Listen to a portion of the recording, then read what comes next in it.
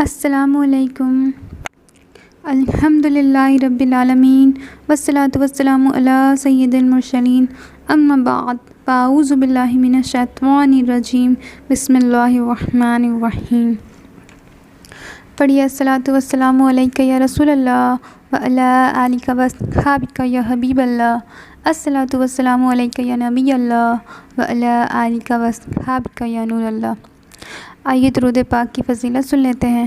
اللہ پاک کے آخری نبی رسول ہاشمی صلی اللہ تعالیٰ علیہ وآلہ وسلم نے فرمایا، ترجمہ: اپنی مجلسوں کو مجھ پر درود پڑھ کر آراستہ کرو، بے شک تمہارا مجھ پر درود پڑھنا روز قیامت تمہارے لیے نور ہوگا۔ بیٹھتے اٹھتے جاگتے سوتے ہو الہی میرا شعار درود، صلو علی الحبیب صلی اللہ تعالیٰ علی محمد۔ پیارے پیارے اسلامی بہنوں، حصول ثواب کی خاطر بیان سننے سے پہلے اچھی نیت کر لیتی ہیں۔ فرمان مصطفیٰ صلی اللہ تعالیٰ علیہ وآلہ وسلم ہے، نیت المومنی خیر من عملہ، یعنی مسلمان کی نیت اس کے عمل سے بہتر ہے، لہٰذا اپنے حسب حال اچھی نیت فرما لیجیے۔ مثلاً رضا الہی کے لیے بیان سنوں گی، باادب بیٹھوں گی، ادھر ادھر دیکھنے کے بجائے نگاہیں جھکا کر خوب توجہ سے بیان سنوں گی، بیان سن کر اس پر عمل کی کوشش کروں گی، بیان کا جتنا حصہ یاد رہا دوسروں تک پہنچا کر علم دین پھیلانے کا ثواب کماؤں گی انشاءاللہ عز و جل۔ صلو علی الحبیب صلی اللہ تعالیٰ علی محمد۔ پیاری پیاری اسلامی بہنوں، سورہ بقرہ قرآن کریم کی دوسری اور سب سے بڑی سورت ہے۔ اس میں 40 رکوع ہے اور 286 آیات ہے۔ یہ مبارک سورت پہلے پارے سے شروع ہو کر تیسرے پارے کے نصف سے کچھ پہلے مکمل ہوتی ہے۔ اس سورت مبارکہ میں اللہ پاک نے پچھلی امتوں کے حالات بیان فرمائے، نماز اور قبلے کے احکام، روزہ، حج، زکوٰۃ، نکاح، طلاق وغیرہ کے احکام ذکر فرمائے، اور اس کے علاوہ بھی بہت اہم مضامین اس سورت پاک میں شامل ہیں۔ امام جلال الدین سیوطی رحمۃ اللہ علیہ فرماتے ہیں، سورہ بقرہ میں 1000 اوامر یعنی احکام اور 1000 نواہی یعنی ممانعت کے احکام ہیں۔ ان 1000 احکام میں سے ایک حکم وہ ہے جو سورہ بقرہ کی آیت 281 میں دیا گیا ہے۔ اللہ پاک نے ارشاد فرمایا، ترجمہ کنز العرفان: اور اس دن سے ڈرو جس میں تم اللہ کی طرف لوٹائے جاؤ گے، پھر ہر جان کو اس کی کمائی بھرپور دی جائے گی اور ان پر ظلم نہیں ہوگا۔ بے شک حضرت عبداللہ بن عباس رضی اللہ عنہما فرماتے ہیں، یہ آیت قرآن کریم کی آخری آیت ہے جو سرکار عالی وقار مدینے کے تاجدار صلی اللہ تعالیٰ علیہ وآلہ وسلم پر نازل ہوئی، اور ایک قول کے مطابق اس آیات کے نازل ہونے کے بعد پیارے آقا مدینے والے مصطفیٰ صلی اللہ تعالیٰ علیہ وآلہ وسلم صرف 21 دن دنیا میں تشریف فرما رہے۔ اس آیت مقدسہ میں اللہ پاک نے اس دن سے ڈرنے کا حکم ارشاد فرمایا کہ جس دن ہم نے اللہ پاک کی طرف لوٹنا ہے۔ یہ اللہ پاک کی طرف لوٹنے کا دن کون سا ہے؟ اس بارے میں مفسرین کرام کے 2 اقوال ہیں۔ پہلا، وہ دن جب حضرت عزرائیل علیہ السلام تشریف لائیں گے، روح قبض ہوگی اور ہمیں غسل و کفن دے کر اندھیری قبر میں اتار دیا جائے گا۔ دوسرا، وہ دن جب یہ زمین تانبے کی زمین میں بدل دی جائے گی، آسمان لپیٹ دیا جائے گا، سورج 1 میل پر رہ کر آگ برسا رہا ہوگا، اور قیامت تک آنے والے تمام انسانوں کو دوبارہ زندہ کر کے میدان حشر میں جمع کر دیا جائے گا۔ یہ دن سخت ہولناک ہوگا۔ یہ وہ 2 دن ہیں جس سے ڈرنے کا اللہ پاک نے ہمیں حکم ارشاد فرمایا۔ لوگ غفلت میں ہیں۔ اللہ پاک قرآن کریم میں ارشاد فرماتا ہے، ترجمہ کنز العرفان: لوگوں کا حساب قریب آ گیا اور وہ غفلت میں منہ پھیرے ہوئے ہیں۔ اللہ اکبر۔ پیارے پیارے اسلامی بہنوں، غور فرمائیے، وہ کیسا بے بسی کا دن ہوگا، کیسی بے کسی ہوگی، ہم کتنے لاچار ہوں گے جب ملکوت موت علیہ السلام تشریف لائیں گے، سانس اٹکے گی، آخری ہچکی آئے گی اور روح جسم سے جدا ہو جائے گی۔ اس دن نہ کسی بادشاہ کی بادشاہی اسے بچا سکے گی، نہ کسی غریب کی غربت پر ترس کھایا جائے گا، نہ کسی کا جوڑ چل سکے گا، نہ کسی کمزور کی کمزوری کا عذر مانا جائے گا۔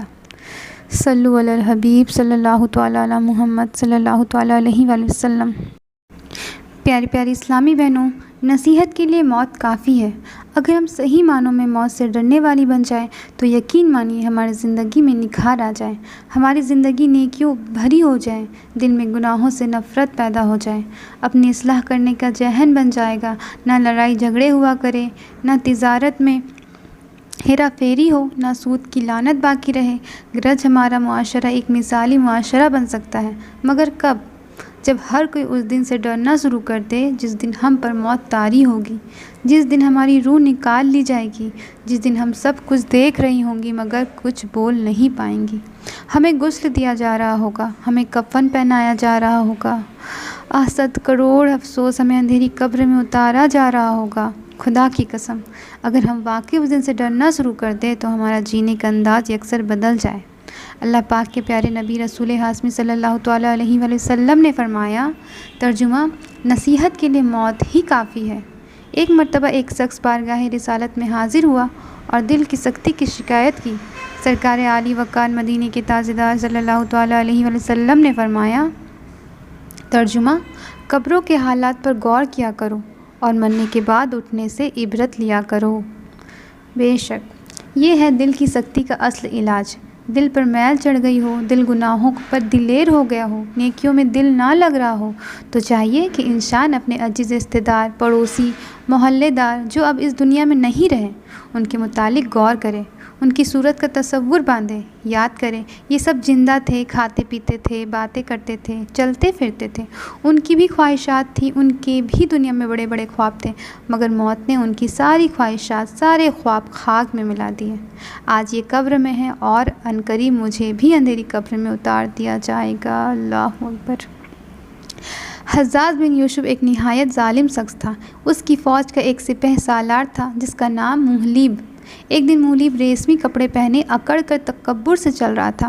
حضرت مطرف بن عبداللہ رحمۃ اللہ علیہ نے اسے یوں تکبر کی چال چلتے دیکھا تو دل میں نیکی کی دعوت کا جذبہ بیدار ہوا۔ چنانچہ آپ رحمۃ اللہ علیہ محلیب کے قریب تشریف لائے اور فرمایا، اے بندے خدا، چلنے کا یہ انداز اللہ پاک کے ناپسندیدہ لوگوں کا اور رسول اللہ صلی اللہ تعالیٰ علیہ وآلہ وسلم کے دشمنوں کا ہے۔ محلیب فوج کا سپہ سالار تھا۔ عہدے اور منصب کا نشہ اس کے سر پر جادو کی طرح سوار تھا۔ جب اس نے دیکھا کہ ایک شخص اسے نصیحت کر رہا ہے تو تیور چڑھا کر بولا، جانتے ہو میں کون ہوں؟ حضرت مطرف بن عبداللہ رحمۃ اللہ علیہ بھی ماشاء اللہ زندہ دل تھے۔ آپ نے نرمی سے ارشاد فرمایا، ہاں جانتا ہوں تم کون ہو۔ ترجمہ: تم پہلے ایک ناپاک نطفہ تھے، انتہا میں تم ایک گندے مردار ہو جاؤ گے، اور ان دونوں حالتوں کے درمیان تم پیٹ میں گندگی اٹھائے ہوئے ہو۔ یہ سن کر محلیب کی عقل ٹھکانے آ گئی۔ اس نے تکبر والی چال ترک کی اور آگے روانہ ہو گیا۔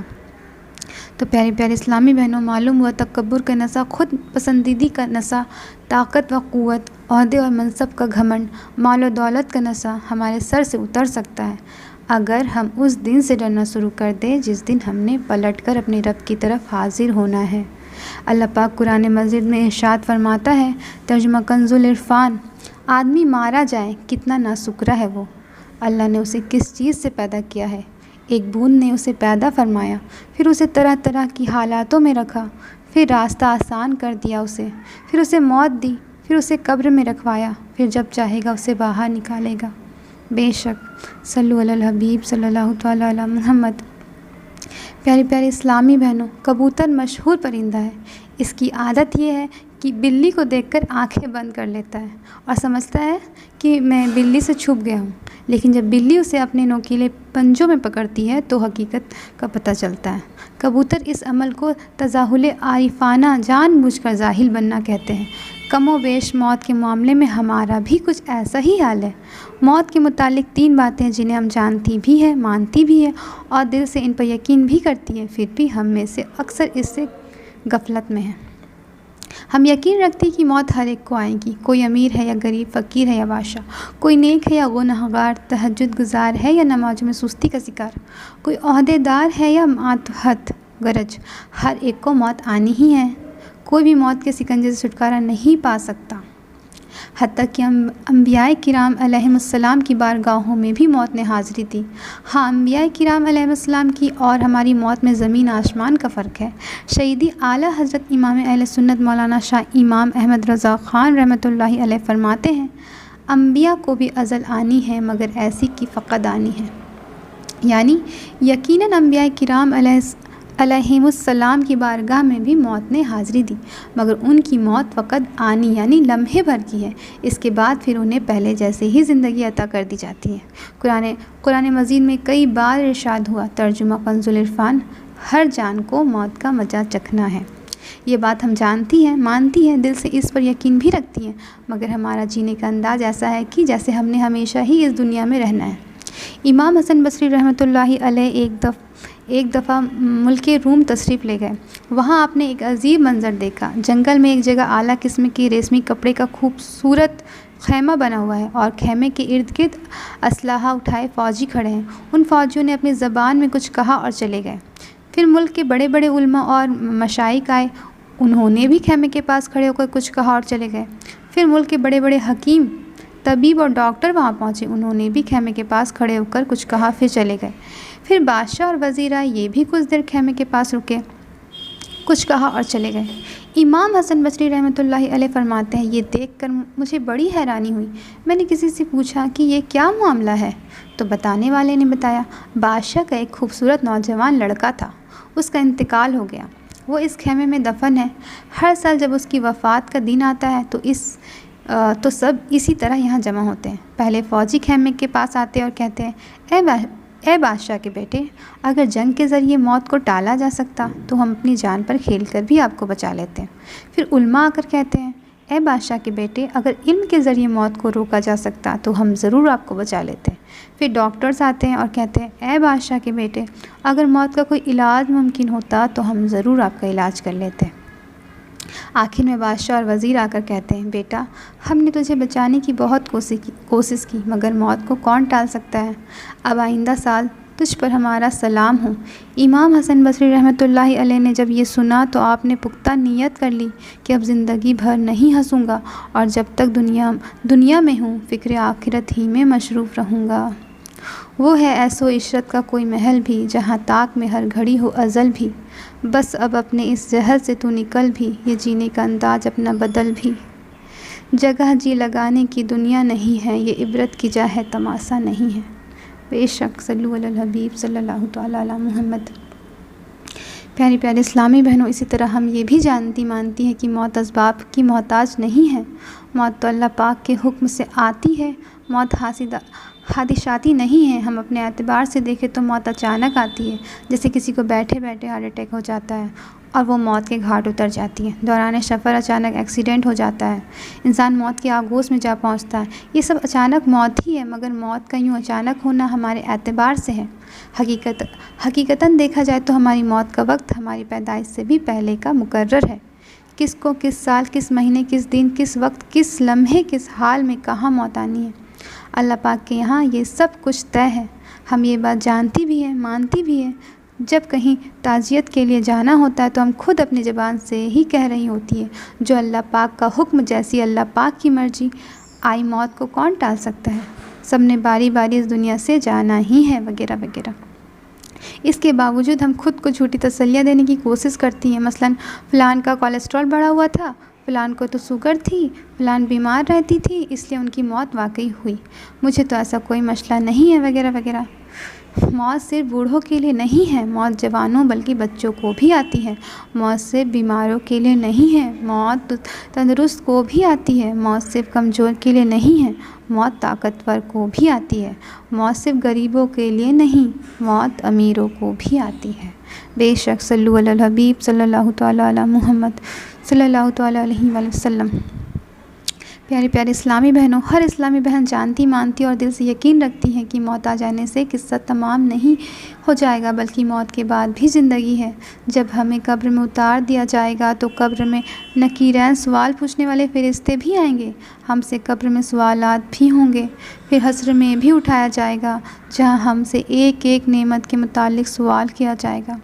हम ये सब जानती हैं, मगर गफलत, ये सब जानते हुए भी इससे अनजान बनती और गफलत का शिकार रहती हैं। दिन रात गुनाहों का सिलसिला जारी है। इसके बावजूद निहायत बेबाकी के साथ कहती हैं, जो होगा देखा जाएगा। अल्लाह पाक बड़ा मेहरबान है, रहम फरमाने वाला है। تو ہاں بے شک اللہ پاک بڑا مہربان ہے، بے شک اللہ پاک بہت رحم فرمانے والا ہے، مگر یاد رکھیے اللہ پاک ہی کا فرمان ہے۔ ترجمہ کنز العرفان، بے شک تیرے رب کی پکڑ بہت سخت ہے۔ ہاں یہ فرمان بھی اللہ رحمان و رحیم ہی کا ہے کہ ترجمہ کنز العرفان، جان رکھو کہ اللہ سخت عذاب دینے والا بھی ہے اور اللہ بخشنے والا مہربان بھی ہے۔ اور یہ بھی اسی رحمان و مہربان رب نے فرمایا ہے کہ ترجمہ کنز العرفان، بے شک اللہ کی رحمت نیک لوگوں کے قریب ہے۔ والد اعلیٰ حضرت مولانا نقی علی خان رحمۃ اللہ علیہ کے چند فرامین کا خلاصہ ہے: فضولیات میں زندگی کے قیمتی لمحات گزارنا اور آخرت میں انعامات کی امید رکھنا، گناہ کرنا اور نجات کی توقع کرنا حماقت نہیں تو اور کیا ہے۔ اگرچہ اللہ پاک کی رحمت و عنایت نہ ہو تو کوئی عمل کام نہیں آتا، مگر اللہ پاک کی رحمت و عنایت ہوتی اسی پر ہے جو نیک عمل کرتا ہے، جو آج دوزخ کی طرف چلتا ہے اور دوزخ کے قریب ہوتا ہے اور جنت میں لے جانے والے اعمال سے دور رہتا ہے۔ کل روز قیامت اگر جنت کی طرف جانا چاہے گا، جانے نہ دیا جائے گا، اس وقت اپنی نادانی کو تسلیم کرے گا اور اس زندگی کی قدر سمجھے گا، مگر اس وقت جانا محض بیکار ہے۔ اے عزیز، اگر تجھے عبادت و ریاضت کی توفیق ملی ہوئی ہے تو یہ تیری نجات کی علامت ہے، اور اگر تو سستی اور غفلت میں مبتلا ہے تو جان لے کہ تقدیر میں تیرے لیے خرابی لکھی ہے۔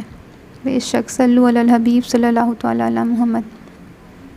پیاری پیاری اسلامی بہنوں، موت سے متعلق ایک بات جو ہم نہیں جانتی وہ یہ کہ کتنی ایسی بد نصیب ہیں جنہیں گناہ کرتے ہوئے، فلمیں دیکھتے ہوئے، گانے باجے سنتے ہوئے، دوسروں کی حق تلفیاں کرتے ہوئے عبرتناک موت آتی ہے، اور کئی ایسی خوش نصیب بھی ہیں جنہیں نیکیاں کرتے ہوئے، سجدے کی حالت میں، تلاوت کرتے ہوئے، نعت شریف پڑھتے ہوئے، اعتکاف کی حالت میں، طواف کعبہ کرتے ہوئے، سفر حج کے دوران اچھی اور قابل رزق موت آتی ہے۔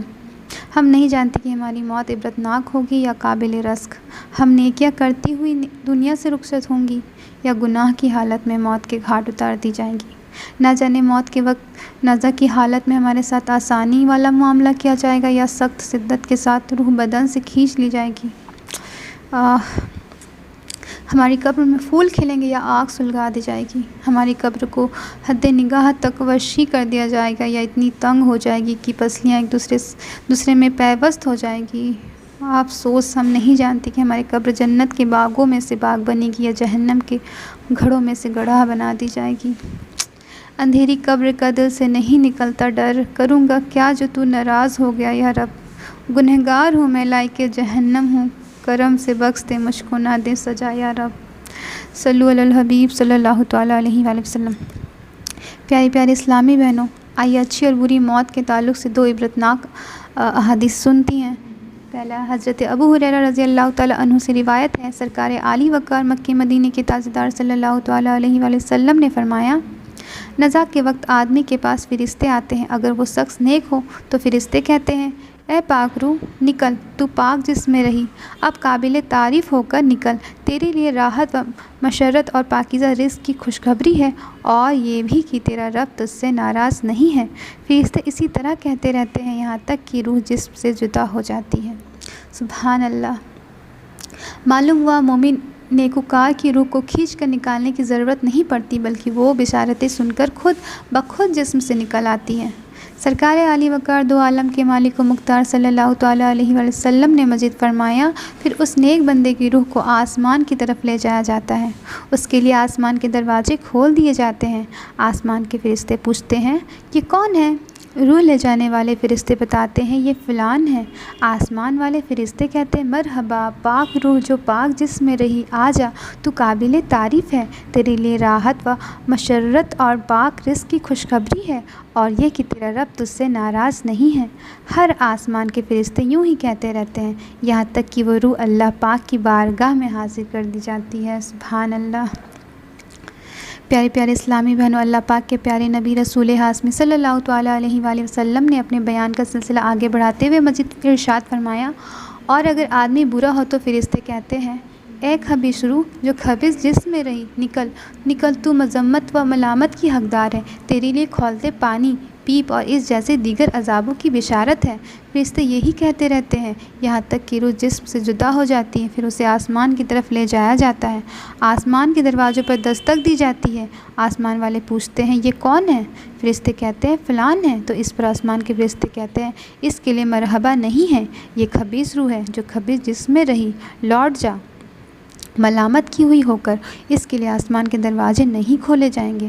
پھر اسے آسمان سے پھینکا جاتا ہے یہاں تک کہ قبر یعنی مقام سجین جو 7 زمینوں کے نیچے ہیں وہاں پہنچ جاتی ہے۔ اللہ اکبر۔ نسائی شریف کی حدیث پاک ہے، اللہ پاک کے آخری نبی مکی مدنی صلی اللہ تعالیٰ علیہ وآلہ وسلم نے فرمایا جب مومن کی موت کا وقت آتا ہے تو رحمت کے فرشتے سفید ریشم لے کر آتے ہیں، کہتے ہیں اے روح نکل، تو اللہ سے راضی، تیرا رب تجھ سے راضی، اللہ پاک کی طرف سے راحت روحانی، پاکیزہ رزق اور اپنے رب کی طرف چل کہ وہ تجھ سے راضی ہے۔ بس روح بہترین مشک کی خوشبو کی طرح نکلتی ہے، حتیٰ کہ فرشتے یہ روح ایک دوسرے کو دیتے ہیں، یعنی جیسے لوگ جنازہ لے کر جاتے ہوئے کندھے بدلتے ہیں، ایسے ہی روح کو آسمان پر لے جاتے ہوئے فرشتے ہاتھ بدلتے ہیں، بغیر تھک کر نہیں بلکہ اظہار عزت کے لیے۔ سبحان اللہ۔ پیارے آقا مکی مدنی مصطفیٰ صلی اللہ تعالیٰ علیہ وآلہ وسلم نے فرمایا پھر اس روح کو آسمان کی طرف لے جایا جاتا ہے، آسمان والے کہتے ہیں زمین کی طرف سے یہ کیسی پاکیزہ خوشبو آ رہی ہے، پھر اس روح کو دوسری مسلمان روحوں کے پاس لے جایا جاتا ہے۔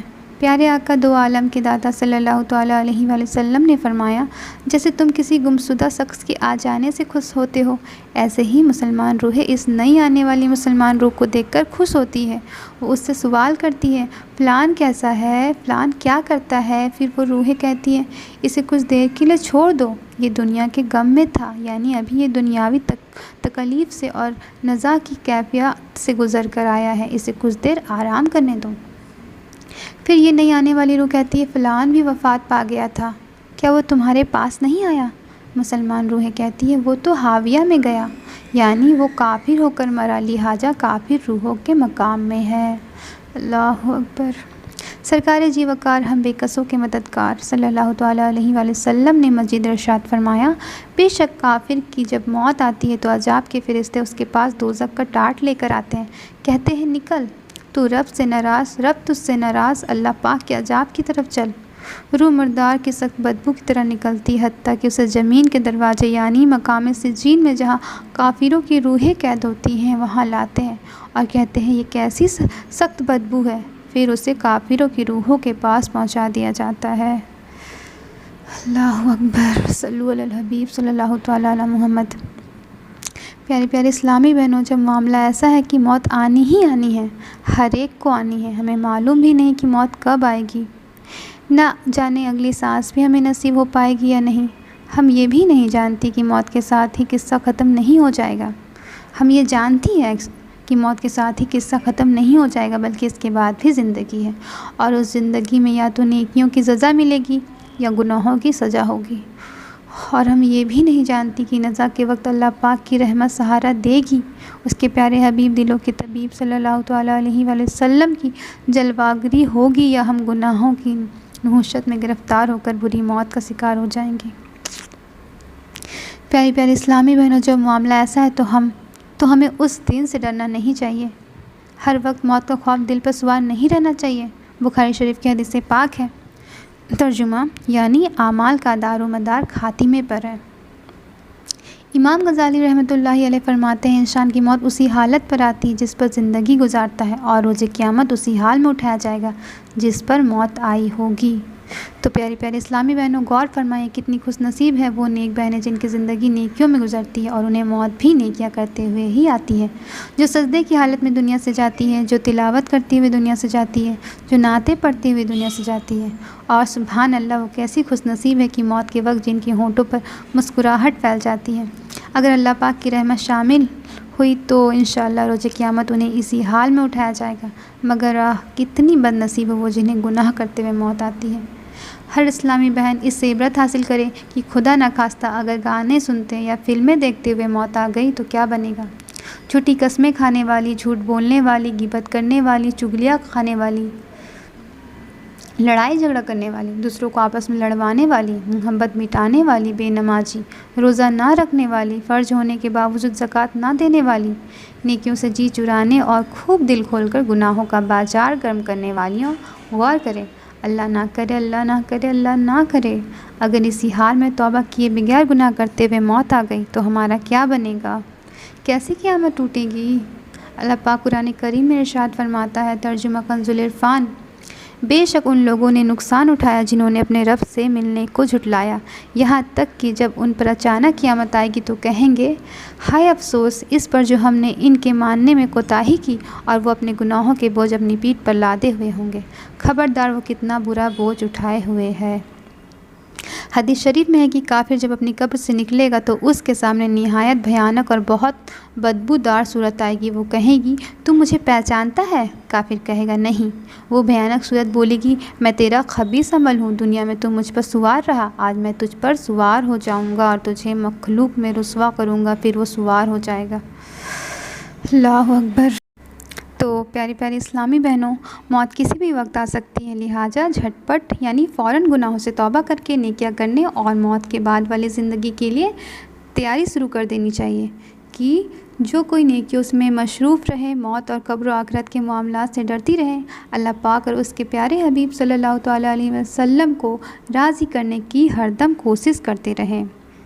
اللہ پاک نے قرآن کریم میں ارشاد فرمایا ہے، ترجمہ کنز العرفان: بے شک جنہوں نے کہا ہمارا رب اللہ ہے، پھر اس پر ثابت قدم رہے، ان پر فرشتے اترتے ہیں اور کہتے ہیں کہ تم نہ ڈرو اور نہ غم کرو اور اس جنت پر خوش ہو جاؤ جس کا تم سے وعدہ کیا جاتا تھا۔ سبحان اللہ۔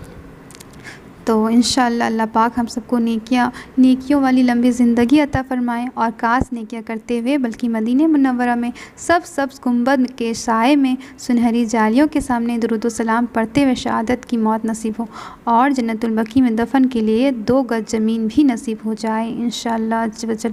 آمین بجاہ النبی الامین، صلو علی الحبیب صلی اللہ تعالیٰ علی محمد۔ دعا میں یاد رکھیے گا۔ السلام علیکم ورحمۃ اللہ وبرکاتہ۔